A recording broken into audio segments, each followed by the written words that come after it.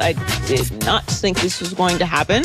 Yeah. Like got to the point where it was just this is going to go on forever, and he's never going to actually sign a long-term deal with the Cowboys. You know, after today, well, maybe tomorrow we'll do a little more, but we basically took that sponge and we just wring it out for years. We're done with this story.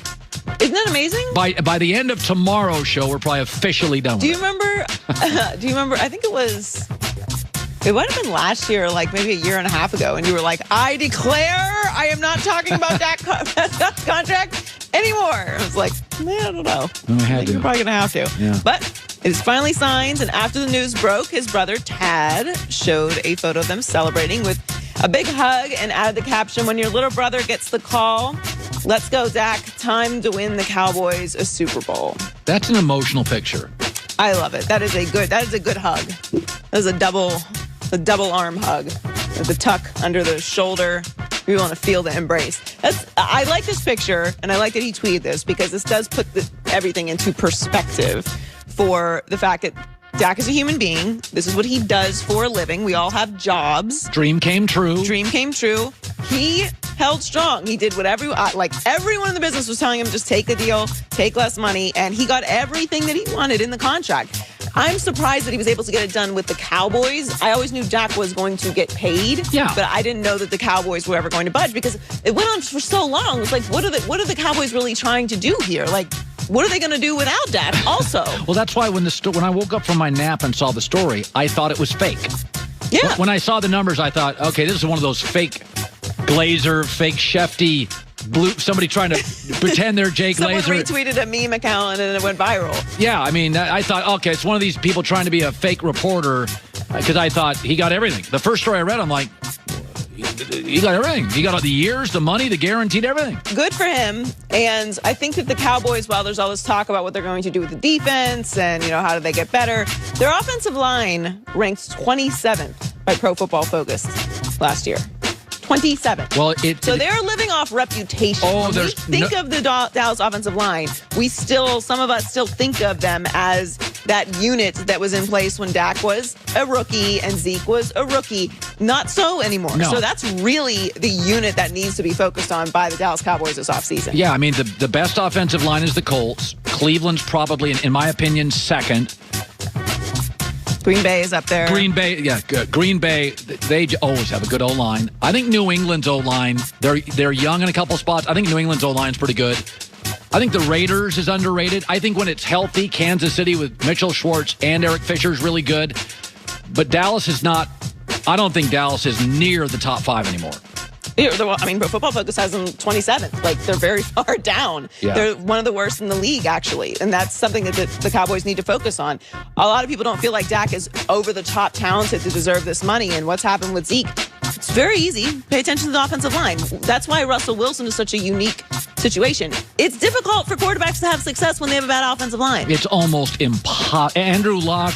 Patrick Mahomes is the best quarterback in the league and couldn't get anything done in the Super Bowl because his offensive line wasn't intact. That's exactly what happened. That tells you everything.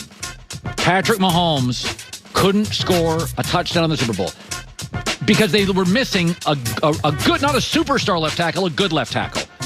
That tells you about what you need in this league. And it should tell you that Dak does have the ability to win and play at a high level in this league, but he can't do it. He can't do what Russell Wilson does. And Russell Wilson can't even do what Russell Wilson does. That's why Russell Wilson is upset. He wants an offensive line, too. Yeah. So Carson Wentz is getting a fresh start with the Colts this year, who have a great offensive line. He's already familiar with his new coach, Frank Reich, from their time together in Philly. And his former teammate, Jason Peters, thinks that teaming up with Reich, again, is exactly what Wentz needs to get back to his MVP level of play. One thing I do know about Frank, he's going to put Carson in the best position.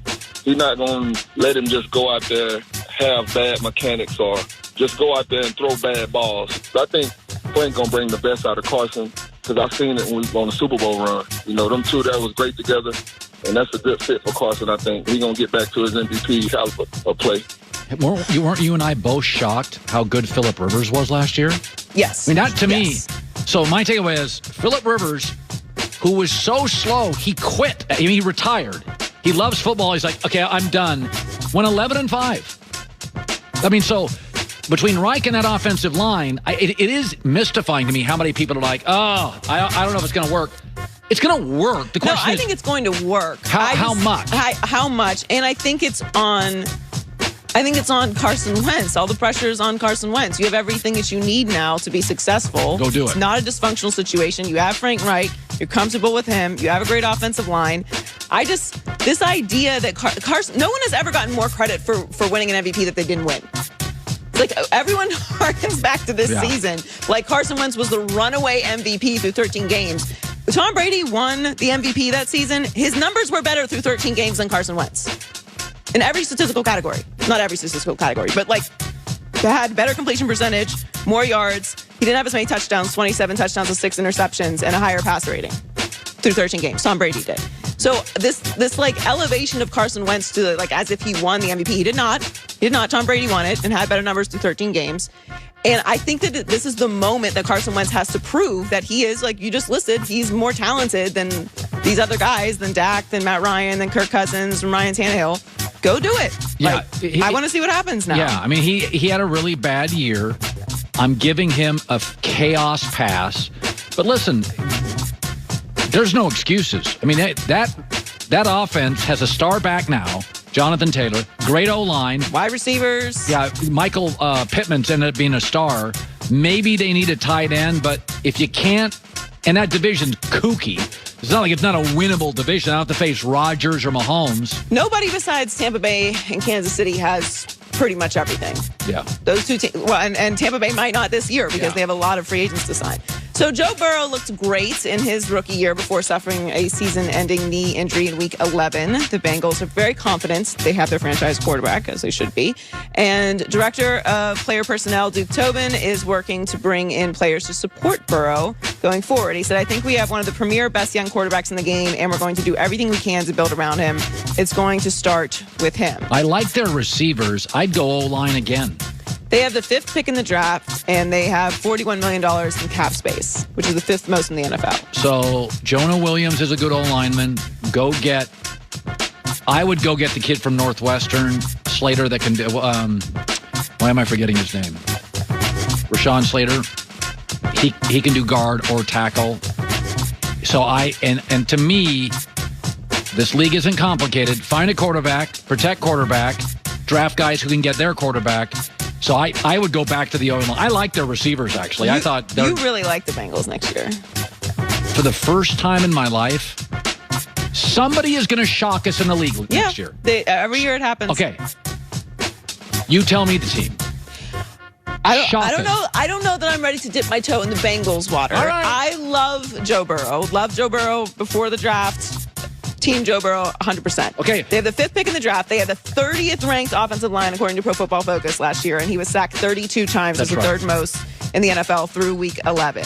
So obviously the offensive line is the number one priority for the Cincinnati Bengals. Sign a veteran offensive lineman that's available, draft them. That should be your focus because you are still a few years away from actually contending. The only reason why I have hesitation, other than all the work they have to do on the offensive line, is that division is so tough. Baker Mayfield, another year with Kevin Stefanski, bringing back essentially the same team. I don't know what the Steelers are going to do. I don't have a lot of confidence in them, but they did win the division last year with Ben Roethlisberger. So, and you have the Ravens. I look at the division first when I start talking about what team is going to surprise us, and that's the only thing that gives me hesitation. That's going to be one of those dorky things on Twitter where you have those polls. I want to do that this week. Which team do you think will surprise you? Somebody's going to shock us. Okay, so who's it going to be?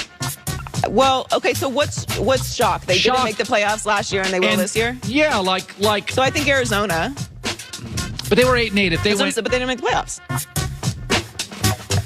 That doesn't feel shocking. That feels improving. Okay, so it's got to be. That's your homework assignment tomorrow. Okay. Cincinnati is my early leader in the. Oh my God, they made the playoffs. No. You think the Bengals are going to make the playoffs? I think if they shore up the offensive line. When I watched that shootout with Cleveland, I sat there and I was like, holy crap. They just got to protect this kid. Everybody's like, oh, Cleveland won. Cleveland, sure, they got way better players. When I watched that shootout against I sat and watched that whole thing, I was just like, oh my God. I mean, by the way, they blew out Tennessee. They had these moments last year. You were like, They had moments. They don't have any players. How are they doing this? I want to see what they do in the offseason because they do have a lot of cap space. If they're aggressive and bring in a couple veterans, I got to think about it. Let me give me some homework time. Joy with the news. Well, that's the news. And thanks for stopping by. The Herd Line News. It is interesting. There were two stories yesterday in the last couple of days that I think have changed the top of the draft. One is Jalen Hurts, the owner for the Eagles, said he's our guy. So Philadelphia's not taking a quarterback at 6. That's the right move, in my opinion. A lot of people had them taking a quarterback. They'll take a receiver. The second thing is Dak's contract. To me, Dallas now has to go defense because they got too much money on offense. You don't want, like, you get into a problem in this league when you got, like, Cleveland's got all their money on offense. Cleveland's defense stinks. You want to balance it out, right? Dallas, remember, when Russell Wilson signed that big deal in Seattle